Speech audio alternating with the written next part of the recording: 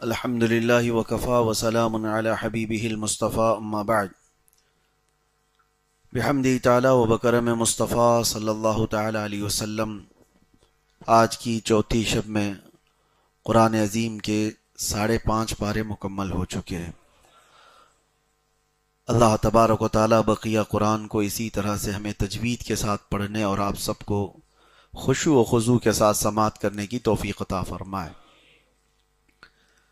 آج ہم نے سورہ آل عمران کا باقی والا حصہ اور سورہ نساء، آج ہم نے سورہ نساء کو مکمل کیا اور سورہ مائدہ کا کچھ حصہ تلاوت کیا ہے۔ عورتوں کے نام سے پوری سورہ ہے۔ نساء عربی میں کہتے ہیں عورتوں کو۔ ان کے بہت سارے معاملات اس میں بیان بھی ہوئے ہیں، اور خاص طور پر اس میں اللہ تبارک و تعالیٰ نے نکاح کے متعلق بھی فرمایا کہ فَانْكِحُوا مَا طَابَ لَكُم مِّنَ النِّسَاءِ مَثْنَىٰ وَثُلَاثَ وَرُبَاعَ، تم میں جو تمہیں پسند آئے نکاح کر لو کسی عورت سے، 2 ہو 3 ہو 4 ہو، یہ اجازت دی گئی ہے، واجب نہیں ہے۔ اس کو لے کر پوری دنیا میں ایک واویلا مچایا جاتا ہے کہ مسلمان 4 رکھتے ہیں اور 4 ان کے ہاں عورتیں ہوتی ہیں۔ کتنے گھروں میں انہوں نے دیکھا ہوگا۔ یہ تو حالات ایسے تھے کہ آپ کو میں بتاؤں کہ جس دور میں قرآن نازل ہو رہا ہے اور جس علاقے میں اتر رہا ہے، آپ تھوڑا تصور کریں کہ وہ جنگوں کے حالات ہوا کرتے۔ اکثر لوگ جنگوں میں قتل ہو جاتے، شہید ہو جاتے۔ کثرت سے مرد جنگوں میں حاضر ہوتے تھے اور مر جاتے تھے، اور ان کی عورتیں اسی طرح باقی رہ جاتی تھیں۔ تو ایک کثیر جماعت عورتوں کی ان کی دیکھ بھال کون کرے؟ تو پھر جو غالب قوم ہوتی تھی وہ لونڈیاں بنا کر لے جاتی، کنیز بنا کر رکھتی۔ تو رب تبارک و تعالیٰ کا یہ احسان تھا اس وقت عورتوں کے لیے کہ ان عورتوں کو آوارہ نہ چھوڑ دیا جائے۔ اگر کسی مرد کے پاس استطاعت ہے تو وہ 2 کو رکھ لے، 3 کو رکھ لے، تاکہ وہ غلط کاموں میں عورت نہ چلی جائے۔ ایک عورت کا بہک جانا پورے معاشرے کے لیے ناسور بن جاتا ہے۔ اس وجہ سے حکم آیا تھا۔ اب یہاں پر جو اسلام میں حکم ہے کہ 2 کر سکتا ہے، 3 کر سکتا ہے یا 4 کر سکتا ہے، میں نے بتایا جواز ہے، یعنی جائز صورت بتائی گئی، نہ کہ واجب ہے ہر ایک کے لیے۔ اب اس کو کچھ لوگوں نے توڑ مروڑ کر کے ایسے بھی، میں آپ کو بتاتا ہوں، قرآن کی سمجھ جب کسی کو نہ آئے تو وہ آیتوں میں اسی طرح کھیلنے لگ جاتا ہے۔ کچھ لوگوں نے 18 بیویوں کو جائز کر دیا۔ اب میں گنا کے بتاتا ہوں۔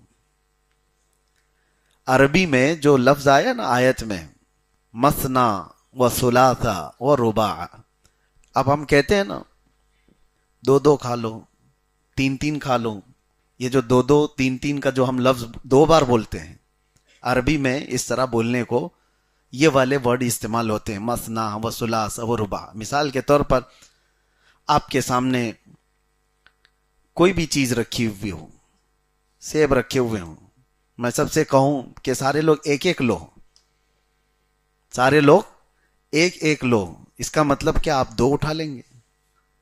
انہوں نے 1 2 بار بولا ہے۔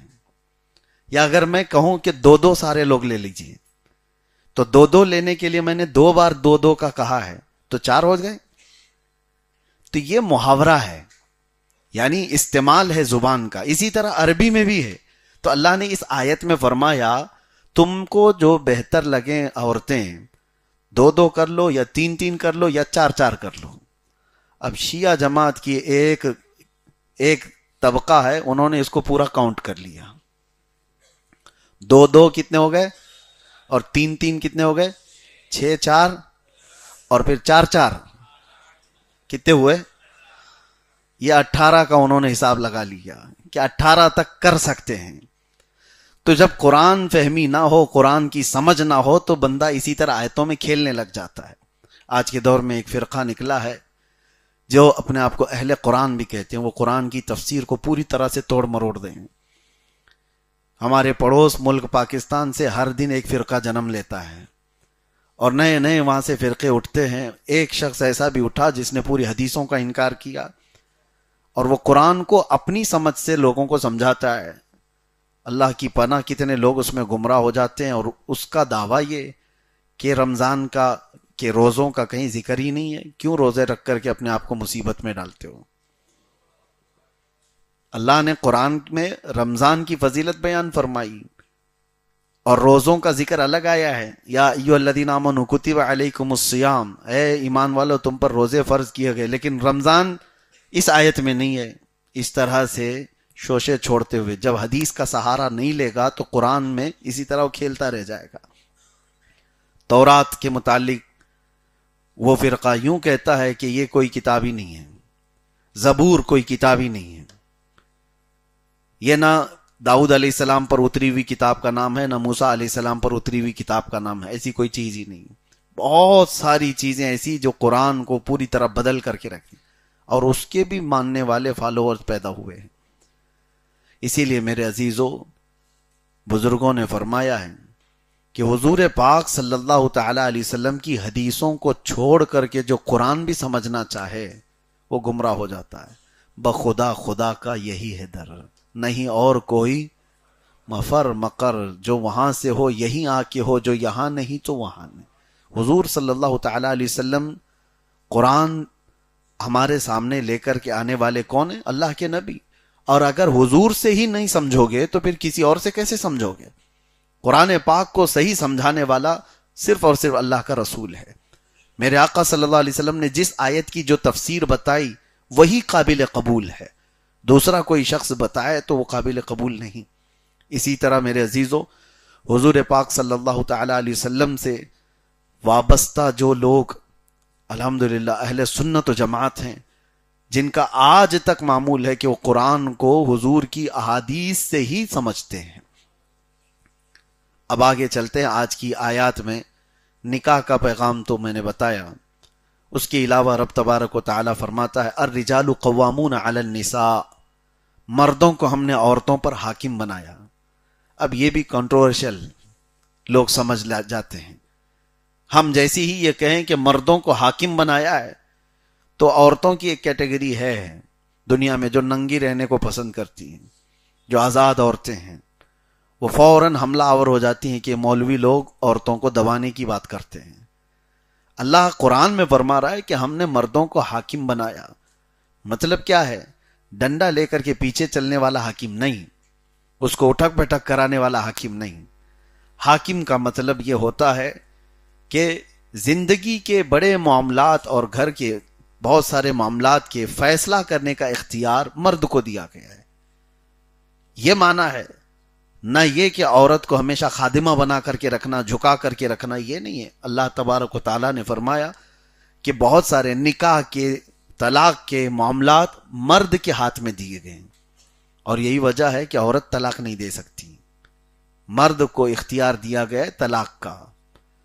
اگر ان کو بھی یہ دے دیا جاتا تو روز بیچارے وہ دھڑا دھڑ چار چار نہیں پتہ نہیں کتنی دے ڈالتی ہیں، ایک ہی گالی میں وہ تو 70 دے دیتی ہیں۔ اللہ تبارک و تعالیٰ نے مردوں کو اس کا اختیار دیا، اور اسی سے دیکھیں طلاق کا ریشیو جو ہے پوری دنیا میں مسلمانوں کے ہاں اتنا نہیں ہے جتنا دوسرے مذاہب میں پایا جاتا ہے۔ وجہ یہ ہے کہ اللہ تبارک و تعالیٰ نے مردوں کو یہ پاور دیا، یہ کنٹرول بھی دیا ساتھ میں۔ اگر ہر مرد کنٹرول والا نہیں ہوتا تو سب کے نکاح ٹوٹے ہوئے ہوتے ہیں، سب کے نکاح ٹوٹے ہوئے ہوتے ہیں، سب طلاق دے چکے ہوتے ہیں، جھگڑے ہوتے ہیں، ساری چیزیں ہوتی ہیں۔ لیکن اللہ تبارک و تعالیٰ ان کو، مردوں کو صبر بھی دیا ہے، کنٹرولنگ پاور بھی دیا ہے، اسی وجہ سے 50-50 سال بھی جی جاتے ہیں۔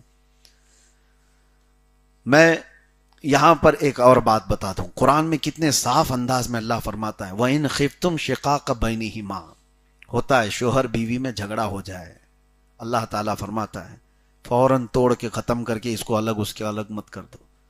فَبْعَثُوا حَكَمًا مِّنْ أَهْلِهِ وَحَكَمًا مِّنْ أَهْلِهَا، عورت کی طرف سے ایک حکم کو بلاؤ، مرد کی طرف سے ایک حکم کو بلاؤ۔ حکم کو بلاؤ، فتین کو نہ بلاؤ۔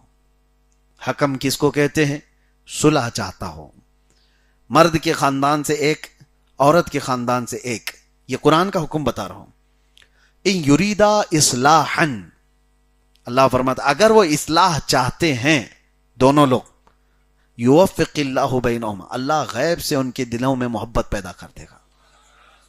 توڑو مت فوراً، ایک ادھر سے ایک ادھر سے بیٹھے۔ اسی لیے ہمارے ہاں بھی آج بھی رواج یہ ہے کہ شوہر اور بیوی کے درمیان کچھ معاملات ہو جائیں، انبن ہو جائیں، تو بڑے آتے ہیں، بات کرتے ہیں، اور جب بڑے بیٹھ کر کے بات کریں گے تو معاملات حل ہوتے ہیں۔ یہ تمہارے سے حل نہیں ہوتے، یہ اللہ تعالی حل کرتا ہے۔ ہاں، لیکن جھگڑے ہونے کے اسباب بھی کچھ گھر والوں کے ہوتے ہیں۔ اکثر عورتوں کے گھروں کے معاملات جو خراب ہوتے ہیں اس کی وجہ ان کا مائکہ ہی ہوتا ہے، اکثر جگہ پر۔ یہ آج کی بات نہیں ہے، برسوں پرانی چیزیں ہیں۔ عورتیں جب بیاہ کر کے مرد کے گھر آ گئی ہیں تو وہ اپنے مرد کے گھر کو پوری طور پر سنبھال لیں، کیونکہ وہ امور خانہ داری کی وہ مالک ہو چکی ہے۔ عورت کو کیا کہا جاتا ہے پتہ ہے؟ ربۃ البیت۔ عورت کا یہ لقب ہے، ربۃ البیت کا مطلب ہے گھر کو پالنے والی۔ وہ تمہارا لقب نہیں، عورت کا لقب ہے۔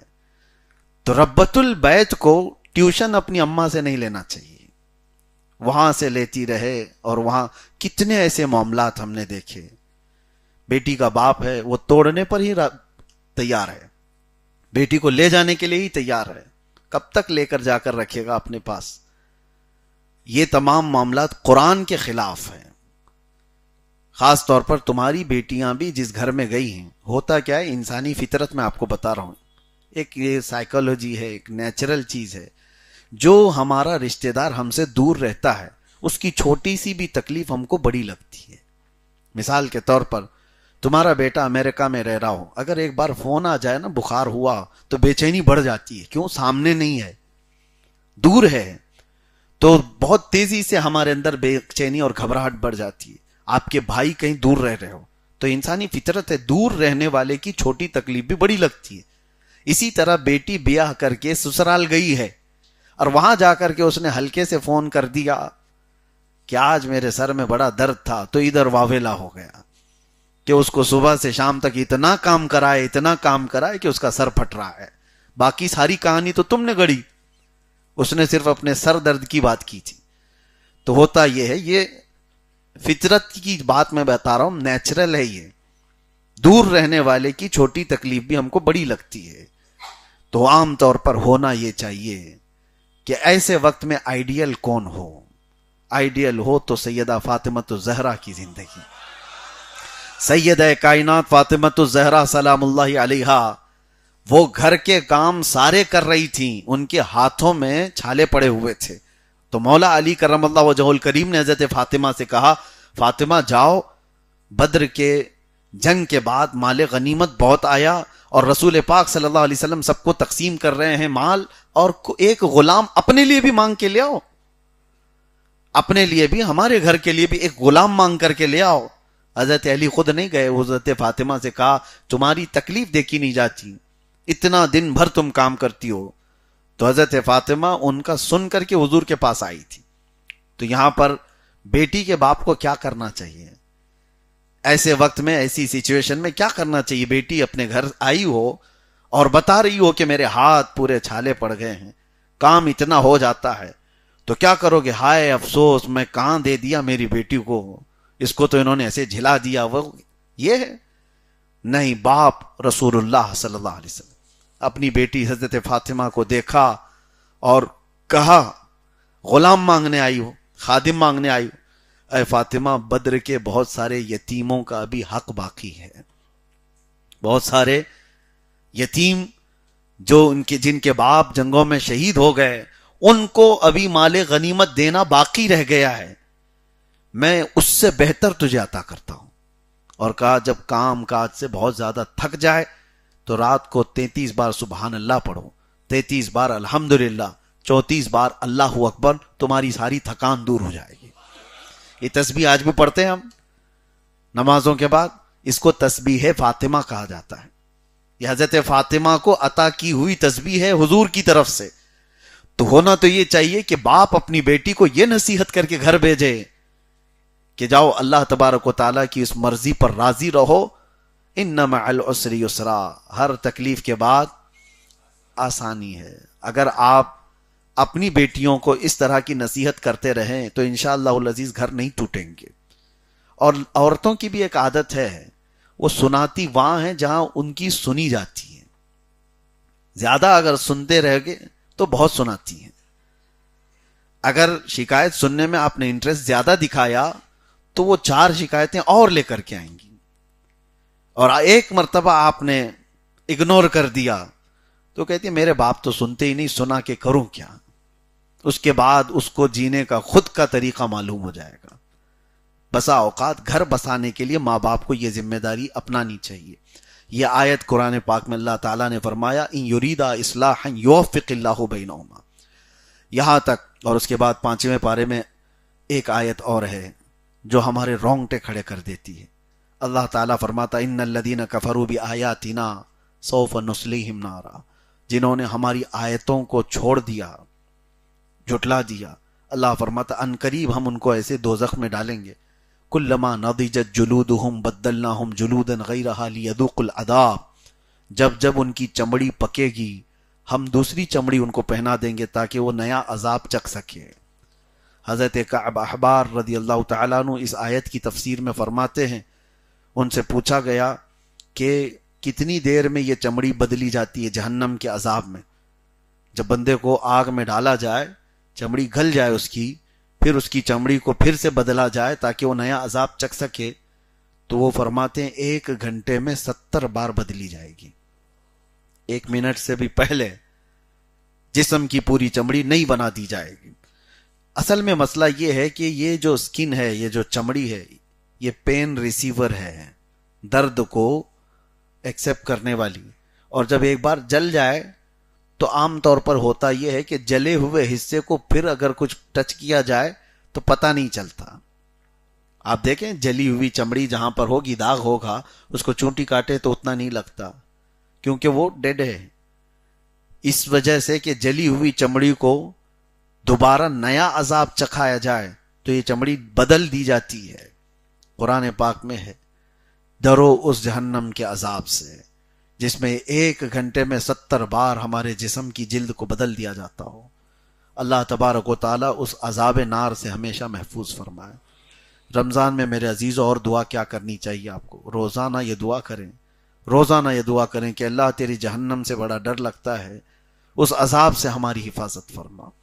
اور حضرت سفیان ثوری کی ایک دعا تھی، وہ ہم اکثر اپنے ذکر میں بھی کرتے تھے، الہی لست للفردوس اہلا ولا اقوى على نار الجحیم فاغفر ذنوبی بفضل جودک یا اللہ.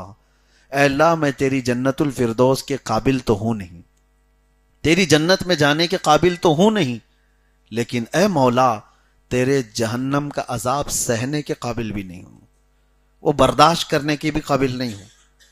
لہٰذا بس بات اتنی رہ جاتی ہے تیرے فضل اور تیرے جود و کرم کی، بس تو اپنے جود و کرم سے مجھے معاف کر دے اور جہنم سے آزاد کر دے.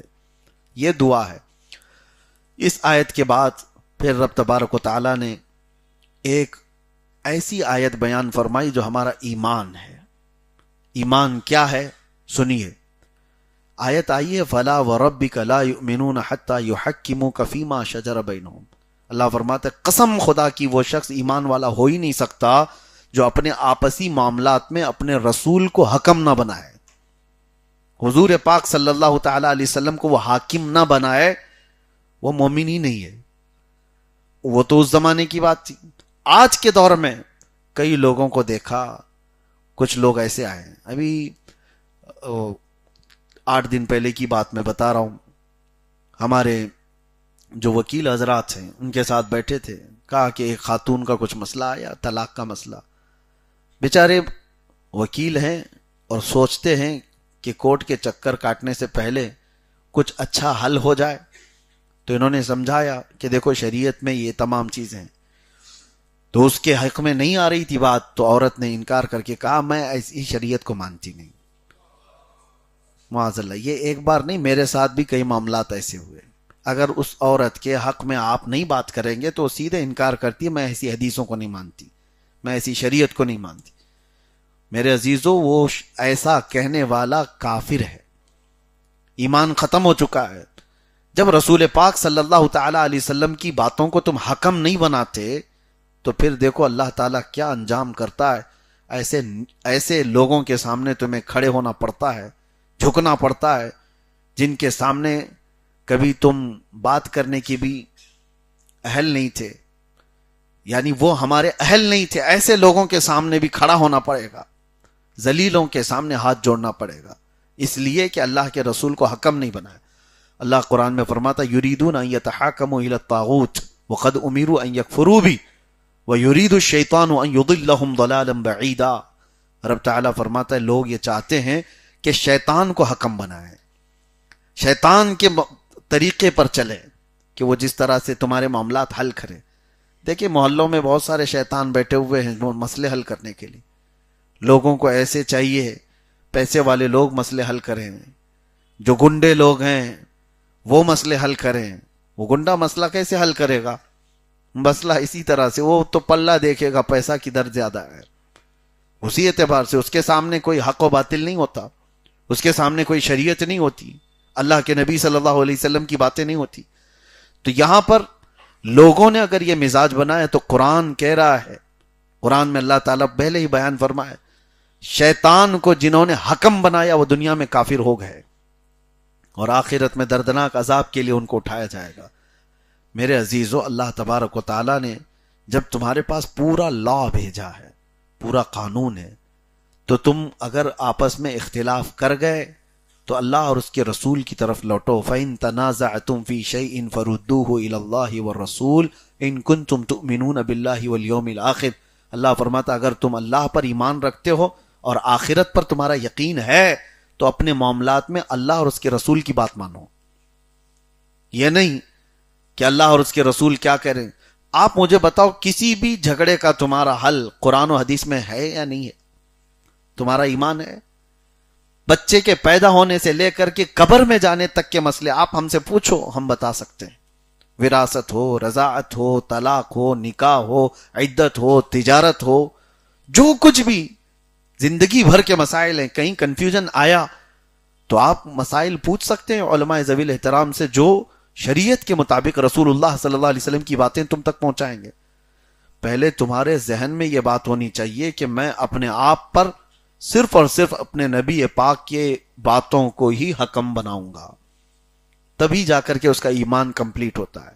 بسا اوقات ایسا ہوتا ہے میرے عزیزو، تمہارے حق کا فیصلہ نہیں بھی آیا تو یہ سمجھ لینا کہ میں غلطی پر تھا۔ ایگو آنے مت دو، شیطان کی طرف سے اٹھ کر کے بھاگنے لگ جاتے ہیں کہ مولانا نے تو اس کے پلے کی طرف حساب کر دیا۔ وراثت کے مسئلے ہمارے پاس آئے، کسی صاحب کا انتقال ہو گیا، اور پوری دنیا میں وراثت کے مسئلوں میں زیادہ اختلاف نہیں ملے گا آپ کو، وہ چاہے وہ دیوبندی جماعت کے پاس جا کر کے، اہل حدیث جماعت کے پاس جا کر لے، کہیں سے بھی قرآن پاک سے اگر کوئی مسئلہ بتایا ہو تو وہ ایک ہی ملے گا۔ اب جو خاتون مسئلہ لے کر کے آئی ان کو جواب دے دیا گیا لکھ کر کے، دوسرے مفتی کے پاس گئی وہی ملا، تیسرے کے پاس گئی وہی ملا، تو کہتی ہیں اس میں تو میرا کم لگ رہا ہے، میں کورٹ میں جاؤں گی۔ یہ معاملات میرے عزیزو ایک دو مرتبہ نہیں، کئی جگہ پر، تو پھر ان کے لیے وہی ذلت ہے جو وہ دھکے کھاتے رہیں اور لوگوں کی تان و تشنی سنتے رہیں، اور ایسے مال کے لیے جو چند سالوں کے بعد یا چند دنوں کے بعد وہ خود بھی دنیا چھوڑ کر جانے والے ہیں، کوئی لے کر جانے والا نہیں، اس کے لیے وہ اللہ کی شریعت کو ٹکرا دیے، حضور کی حدیثوں کو ٹکرا دیے۔ ایسی نوبت کبھی آنے مت دینا۔ کتنے گھروں کے معاملات کورٹ کچہریوں میں چل رہے ہیں، کتنے گھروں کے، چھوٹی چھوٹی سی جائیداد اور پراپرٹیز کے لیے مذاق بنتا ہے۔ کیا تمہارے پاس وراثت کو بانٹنے کے مسائل اللہ کے نبی نے نہیں بتائے، لیکن مانتا نہیں ہے۔ جس کو مل رہا ہے وہ تو مان لے گا، جس کو کم مل رہا ہے وہ مانتا نہیں، وہی کیس کرتا ہے۔ تو میرے عزیزو یہ ایمان نہ ہونے کی علامت ہے۔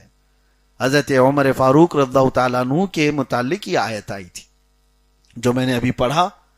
ایک مسلمان کا ایک یہودی کے ساتھ جھگڑا ہو گیا تھا، مسلمان کا یہودی کے ساتھ زمین کے معاملے میں جھگڑا ہو گیا اور دونوں چلے رسول اللہ کے پاس. یہودی تیار تھا کہ اسے پتا تھا اللہ کے نبی صلی اللہ علیہ وسلم محمد الرسول اللہ سچ فیصلہ کریں گے. فیصلے میں حضور نے کہا مسلمان سے کہ یہ اس یہودی کی زمین بنتی ہے، تو چھوڑ دے اس کو. وہ باہر نکلا. وہ کیسا مسلمان؟ ظاہری طور پر منافق تھا اندر سے. اس نے کہا میں محمد کا فیصلہ نہیں مانوں گا. اور اس یہودی سے کہا، یہودی پوچھنے لگا کہ تو اپنے نبی کا نہیں مانتا، کس کا مانے گا؟ کہا عمر اچھا فیصلہ کرتے ہیں. عدالت ان کی مشہور بھی تھی، فیصلے میں وہ بڑے کامل تھے. یہودی کہا کہ مجھے تو یقین ہے کہ جو محمد صلی اللہ علیہ وسلم نے فیصلہ کیا وہی عمر بھی کریں گے، چلو میں تو چلنے کو تیار ہوں. تو یہ مسلمان بنا مسلمان، یہ چاہتا تھا کہ سمپتی گین کرے، میں مسلمان ہوں، میرا سپورٹ لیا جائے. حضرت عمر کے پاس آیا اور اپنی بپتا بیان کی کہ ایسے ایسے معاملات ہیں، یہودی میرے اوپر حاوی ہو رہا ہے، میں تو مسلمان ہوں، میرے حق میں کچھ فیصلہ کیجیے. تو یہودی پہلے کہنے لگتا ہے اس کی بات کے بعد، عمر ابن خطاب ہم یہی میٹر لے کر رسول اللہ کے پاس گئے تھے، تمہارے نبی کے پاس گئے تھے. حضرت عمر پھر بیٹھ گئے اور پوچھنے لگے کہ کیا کہا پھر حضور نے؟ یہودی نے کہا انہوں نے میرے حق میں فیصلہ سنایا مگر یہ تمہارا مسلمان بھائی ماننے کو تیار نہیں. کہا کیا کہا اس نے؟ کہا میں محمد کے فیصلے کو نہیں مانتا اور تمہارے پاس فیصلہ کروانے آیا ہے. حضرت عمر اندر گئے اور تلوار لے کر کے آ گئے. جو محمد کا فیصلہ نہیں مانتا عمر اس کا فیصلہ ایسے کرتا ہے. اڑا دیا اور پہنچا دیا. اور یہ بات مدینے میں پھیل گئی کہ آؤ دیکھا نہ تاؤ دیکھا، ایک ہی مجلس میں فیصلہ تمام کر دیا. اور لوگوں کو تو یہ معلوم تھا کہ مسلمان ہے اور مسلمان کا اس طرح سے قتل بہت بڑا مسئلہ ہے. تو حضرت عمر کی شکایت حضور تک پہنچ گئی، رسول پاک صلی اللہ تعالی علیہ وسلم کے پاس، کہ ایک مسلمان کی گردن ماری عمر ابن خطاب نے. حضور نے بلایا، حضرت عمر سے پوچھا کیا تم نے ایک مسلمان کی گردن مار دی؟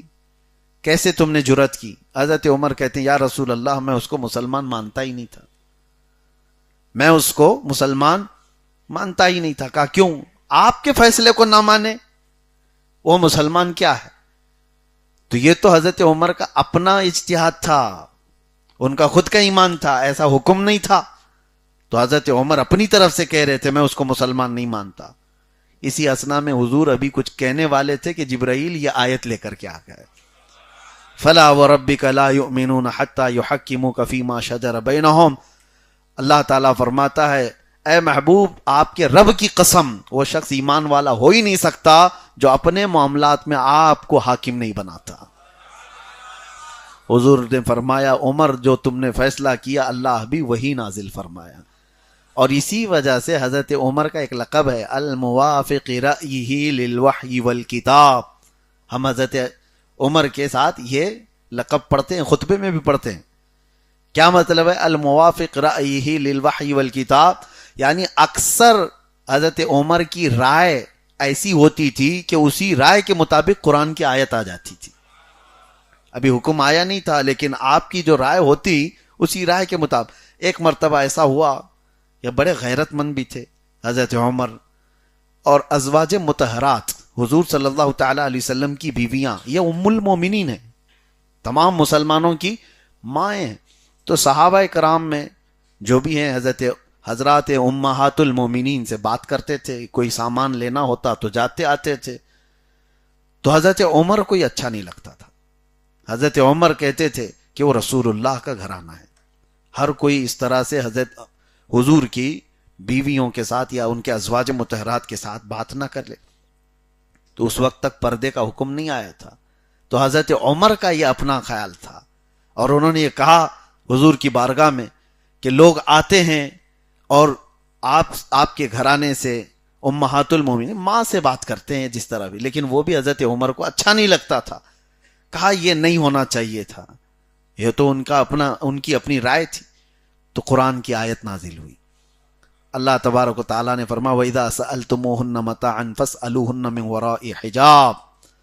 اے ایمان والو نبی کی بیویوں کے پاس اگر کوئی چیز لینی بھی ہو تمہیں تو پردے کے باہر کھڑے رہو. اب وہ حکم آ گیا. تو اکثر حضرت عمر کی رائے قرآن کی آیتوں سے ملتی تھی. یہاں تک تیسری ایک اور آیت میں عرض کر دیتا ہوں کہ اللہ تبارک و تعالیٰ فرماتا ان اللہ یأمرکم ان تؤدوا الامانات الی اہلہا، بے شک اللہ تم کو حکم دیتا ہے کہ جس کی امانت ہے اس تک لوٹا دو. یہ آیت کب نازل ہوئی تھی؟ اللہ تبارک و تعالیٰ نے یہ آیت کب نازل فرمائی؟ آج ہم نے اس کی تلاوت کی ہے. مسئلہ یہ تھا کہ حضور پاک صلی اللہ تعالیٰ علیہ وسلم جب مکہ میں تھے تو ایک بار حرم کعبہ میں آئے، اور اس وقت کعبہ مکرمہ کی چابی جس کے پاس رہتی تھی وہ عثمان بن شیبہ، عثمان غنی نہیں، ایک اور دوسرے ہیں عثمان بن شیبہ، وہ بھی قریش سے تھے، اور چابی رکھنے کا ایک اعزاز ہے برسوں سے. حضور صلی اللہ تعالیٰ علیہ وسلم کے خاندان میں یہ ذمہ داریاں تقسیم تھیں. حاجیوں کو پانی پلانے کی ذمہ داری، اور میٹنگ کرنے کی ذمہ داری، جنگوں میں علم پرچم اٹھانے کی ذمہ داری، یہ سب قریش کے خاندان میں موجود تھے. اسی میں سے ایک ذمہ داری تھی خانہ کعبہ کی چابی کس کے پاس رہے، تو شیبی خاندان تھا، تو اس میں عثمان بن شیبہ ان کے پاس یہ چابی رہتی تھی. وہ ایمان لائے ہوئے تو نہیں تھے. حضور صلی اللہ تعالیٰ علیہ وسلم ایک بار گئے، معاملات اس وقت مکہ کے گرم تھے، حضور کے خلاف، صحابہ کے خلاف مار دھاڑ یہ سب چیزیں چلتی تھی. تو حضور نے ایک بار کہا عثمان چابی دے دو، خانہ کعبہ کھول کر میں اندر جانا چاہتا ہوں. انہوں نے سختی سے منع کر دیا، کہا تجھ جیسے صابی کو، صابی کہتے ہیں دین چھوڑا ہوا آدمی، ہمارے آبا و اجداد کا دین چھوڑا ہوا آدمی، اس کو میں کعبے کی چابی دوں گا؟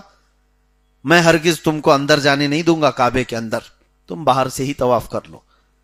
حضور صلی اللہ تعالیٰ علیہ وسلم نے ان کو دیکھا اور ایک جملہ کہا عثمان ایک دن یہ چابی میرے ہاتھ میں آئے گی اور میں جسے چاہوں گا اسے دوں گا. اتنا کہہ کر کے حضور گزر گئے. عثمان بن شیبہ کہتے کہ ان کا یہ جملہ مجھے بڑا بوجھل لگا کہ حالات تو ایسے ہیں ان کے کہ سب جگہ سے یہ لوگ یعنی ظلم کے شکار ہیں، غریب لوگ ان کے ساتھ ہیں، لیکن بات اتنی بڑی کر گئے. تو عثمان بن شیبہ کہتے ہیں یہ ایسی اڑتی بات کر گئے ہوں گے، لیکن پھر وہ کہتے ہیں ڈر بھی تھا مجھے اندر کہ ہمارا خاندانی وظیفہ ہے، یہ برسوں سے ہمارے ہاتھ میں ہے، کیا ان کے پاس جا سکتی ہے چابی؟ پھر روزانہ نیوز تو ایسی آتی تھی، آج پھر مسلمان مارا گیا، پھر ایک صحابی کو پکڑا گیا، پھر وہ نیوز یہ بھی آئی کہ 70 لوگوں کو ہجرت کر کے حبشہ جانا پڑا. تو یہ تو پازیٹیو نیوز ہے نا ان کے لیے، تو مسلمان اور نیچے جا رہے ہیں اور نیچے جا رہے ہیں. یہ تو چابی لینے کی بات کر رہے تھے، اب ان کو تو گاؤں چھوڑنا پڑ رہا ہے. مکہ چھوڑ کر گئے. اس کے بعد 2 سال کے بعد بائیکاٹ دیکھا ان کا، سوشل بائیکاٹ حضور کا، کمزور کر دیا گیا تھا پورے مسلمانوں کو. پھر وہ وقت بھی آیا کہ جب رسول اللہ صلی اللہ علیہ وسلم مکہ چھوڑ کر ہجرت کر کے مدینے چلے گئے. عثمان بن شیبہ کہتے ہیں اب کہاں سے وہ بات آئے گی؟ ان کا گھر بھی نہیں بچا، ان کے ساتھی نہیں بچے، ان کی جائیدادیں نہیں بچی، حتیٰ کہ وطن بھی نہیں بچا، سب چھوڑ کر چلے گئے لوگ. سال گزرا، 2 سال گزرے، 3 سال گزرے، جنگیں ہوتی رہیں قریش کے درمیان، مکہ والوں کی اور مدینے والوں کی. پھر 6 سال گزرے. 6 سال کو حضور صلی اللہ تعالیٰ علیہ وسلم عمرہ کے لیے نکلے. انہوں نے راستہ روک دیا حدیبیہ کے موقع پر، حضور واپس گئے. پھر اگلا سال آیا، رمضان کا موسم تھا. 20 رمضان کو 10,000 صحابہ کے ساتھ حضور مکہ میں داخل ہوئے. کوئی جنگ نہیں، کوئی قتال نہیں. مکہ والوں نے سارے ایگریمنٹ توڑ دیے تھے، وہ سب بکھر چکے تھے، ان کے اتحاد پارا پارا ہو چکا تھا. سب بڑے بڑے گرو گھنٹال ویسی جنگوں میں مر چکے تھے. ابو جہل گیا تھا، ابو لہب مرا تھا، سب جتنے شیطان تھے. اب مکہ فتح ہوا، حضور پاک صلی اللہ تعالیٰ علیہ وسلم خانہ کعبہ کو پورا پاک کرتے ہیں. اذان دی گئی اور اس کے بعد حضور صلی اللہ تعالیٰ علیہ وسلم نے اعلان بھی کیا تھا فلاں کو امان ہے، فلاں کو امان ہے، جو جس کی عبد المطلب کے گھر میں جائے اس کو امن دیا جائے گا، جو ابو سفیان کے گھر جائے اس کو امن دیا جائے. قتل و قتال نہیں کیا گیا. اسی اسنا میں حضور صلی اللہ علیہ وسلم نے پکارا عثمان بن شیبہ کہاں ہے؟ تو قیدی کی حالت میں پکڑ کے لائے گئے اور حضور نے فرمایا لاؤ چابی. تو کیا کہتے ہیں، یہاں تو کوئی پروٹیسٹ کرنے والا مسئلہ ہی نہیں تھا، سیدھے لے جا کر کے حضور کی بارگاہ میں چابی دے دی. ان کے پاس اس کے علاوہ کوئی چارہ ہی نہیں تھا. ان کو یاد آ گئی بات کہ ایک وقت انہوں نے کہا تھا، اور دنیا نے دیکھا جو نبی کہتے ہیں وہ ہو کر رہتا ہے. حضور کا فرمان ہے قول محمد قول خدا، فرمان نہ بدلا جائے گا. یہ بات یاد رکھیے آپ. حضور صلی اللہ تعالی علیہ وسلم نے چابی لی، خانہ کعبہ کو کھولا، اس کے بعد اس کے اندر کے سارے صاف کر دیے، ساری آلائشوں کو، ساری ناپاکیوں کو نکال دیا، اور اللہ کے گھر کو اللہ کا گھر بنایا. پھر اس کے بعد دروازہ بند کیا، باہر تشریف لائے. صحابہ کا پورا جم غفیر تھا. میرے آقا صلی اللہ علیہ وسلم فرماتے ہیں، اب سنیے بات، آج میں یہ چابی ایسے شخص کے ہاتھ میں دوں گا جس سے قیامت تک کوئی نہیں لے سکے گا. حضور نے کیا فرما دیا؟ قیامت تک ان کے ہی ہاں ہوگی چابی. اب یہ فضیلت اتنی بڑی تھی، وہاں پر موجود سارے صحابہ اس بات میں تمنا کرنے لگے چابی ہم کو مل جائے. حضرت ابو بکر، حضرت عمر، حضرت عثمان، حضرت علی، وہاں بڑے بڑے صحابہ موجود ہیں، بڑے بڑے صحابہ، حضرت عباس حضور کے چچا. تو حضور صلی اللہ تعالی علیہ وسلم نے سب کو دیکھا، گردنیں سب کی اونچی ہیں کہ حضور کس کو چابی دینے والے ہیں. پھر میرے آقا صلی اللہ تعالی علیہ وسلم یہ آیت تلاوت کرتے ہیں جو آج ہم نے تلاوت کی، ان اللہ یأمرکم ان تؤدوا الامانات الی اہلھا، بے شک اللہ حکم دیتا ہے کہ جس کی امانت ہے اس تک سپرد کر دیا جائے. پھر پکارتے ہیں عثمان بن شیبہ آ جاؤ. وہ تو خواب و خیال میں نہیں سوچے ہوئے تھے، وہ تو قیدی بن کر کے آئے تھے، ایمان بھی لائے ہوئے نہیں ہیں، پکڑ کر کے لائے گئے. حضور نے ان کو بلایا تو اچانک ان کی گردن اٹھی، کہا مجھے بلایا جا رہا ہے؟ کہا آؤ. پھر آپ نے آیت پڑھ کر کے ان کے ہاتھ میں چابی دے دی اور کہا یہ چابی تمہاری اولاد میں رہے گی، قیامت تک کوئی نہیں لے سکے گا. آج بھی خانہ کعبہ کی چابی شیبی خاندان کے اندر ہی موجود ہے. برسوں گزر گئے، 1400 سال گزر گئے، کتنے بادشاہ آئے، کیا کیا ہوا، لیکن یہ چابی آج تک اسی خاندان میں موجود ہے. آج بھی آپ سرچ کر کے دیکھ لینا، خانہ کعبہ کی چابی جس بزرگ کے پاس ہے آج، وہ بھی شیبی خاندان کے ہیں، لیکن الحمدللہ سنی ہے. اور میرے آقا صلی اللہ تبارک تعالی علیہ وسلم نے جو فرمایا تھا، عثمان بن شیبہ نے جیسی ہی چابی اپنے ہاتھ میں لی وہ رونے لگ گئے، اور اس کے بعد چابی کو اٹھا کر کے کہا یہ برسوں سے ان کے خاندان میں چلی ہوئی چیز تھی، لے لی گئی تھی چند منٹوں کے لیے، واپس ان کے ہاتھ میں تھمائی گئی. تو چابی لینے کے بعد آپ نے اس کی خوشی کا اظہار نہیں کیا، بلکہ سب سے پہلے کہا کہ اشہد ان محمدن رسول اللہ، میں گواہی دیتا ہوں محمد آپ اللہ کے رسول ہیں. وہ ایمان لے آئے اور ایمان کی حالت میں صحابی رسول بن کر کے ہی دنیا سے فوت ہوئے. میرے آقا صلی اللہ تعالی علیہ وسلم کا یہ عدل و انصاف آتا ہے فقیروں پہ انہیں پیار کچھ ایسا، خود بھیک دیں اور خود کہیں منگتے کا بھلا ہو. یہ دوسرے لوگ نہیں کرتے.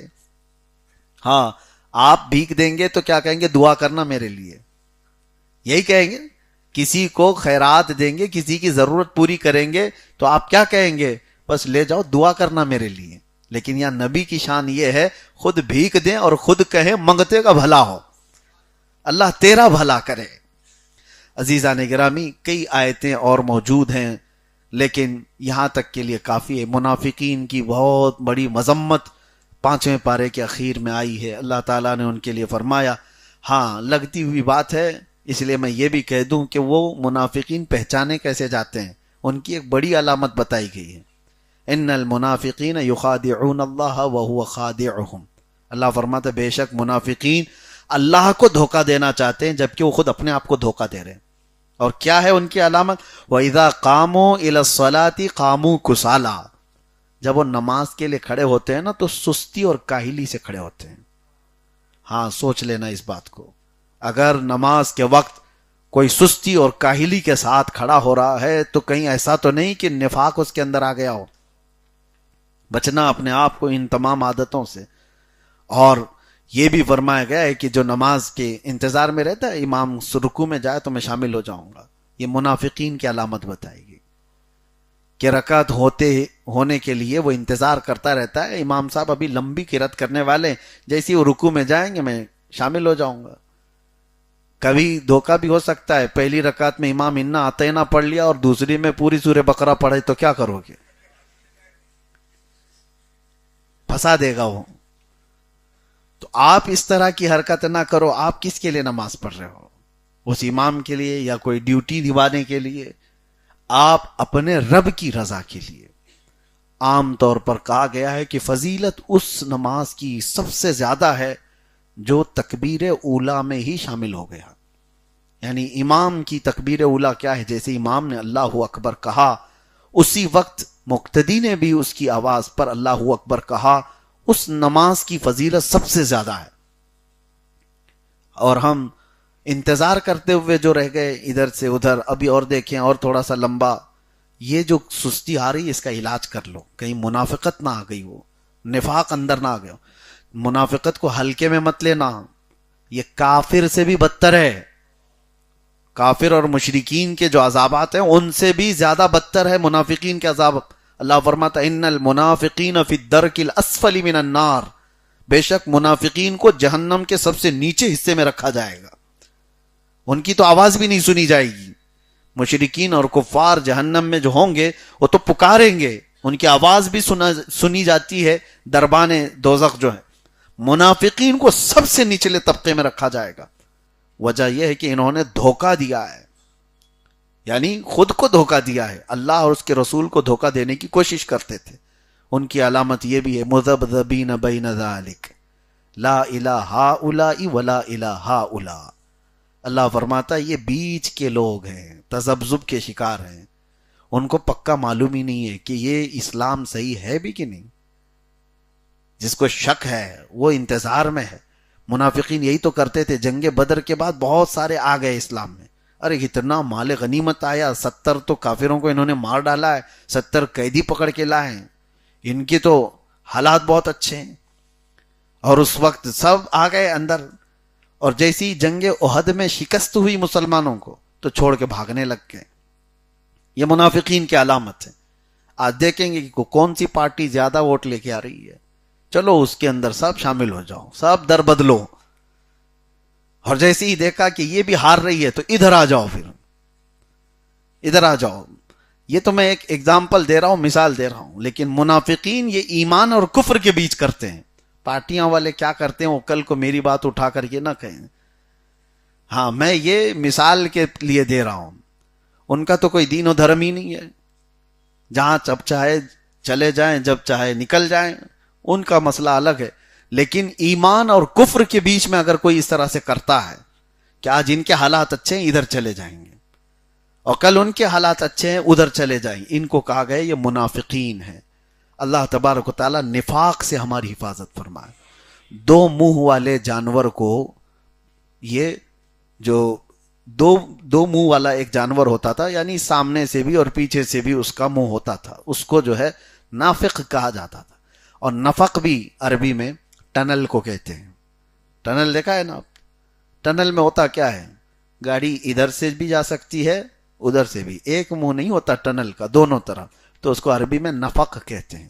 اور اسی نفق سے منافق بنا ہے کہ اس کی دو باتیں ہوتی ہیں، وہ سامنے کچھ اور بولے گا، پیچھے کچھ اور بولے گا، یہ اس کی علامات ہیں۔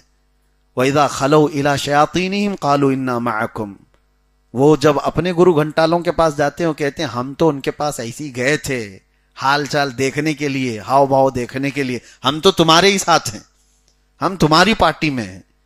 یہ منافقین کے الفاظ قرآن میں بیان کیے گئے ہیں، ان کی طور طریقے یہی ہوا کرتے تھے۔ اللہ تبارک و تعالیٰ اس نحوست سے بچائے۔ اور بھی بہت ساری علامتیں ہیں۔ میرے آقا صلی اللہ علیہ وسلم نے فرمایا منافق کی علامت یہ ہے کہ بات کرے گا تو جھوٹ بولے گا، دوسری علامت یہ ہے کہ وعدہ کرے گا تو اس کے خلاف کرے گا، تیسری علامت یہ ہے کہ اس کے پاس امانت رکھی جائے تو خیانت کرے گا، بات بات پر قسم کھانے والا منافق کی علامت ہے اس کے اندر۔ بہت ساری چیزیں ہیں میرے عزیزو، اللہ تبارک و تعالیٰ ان تمام صفات سے بچائے آپ کو اور ہم کو۔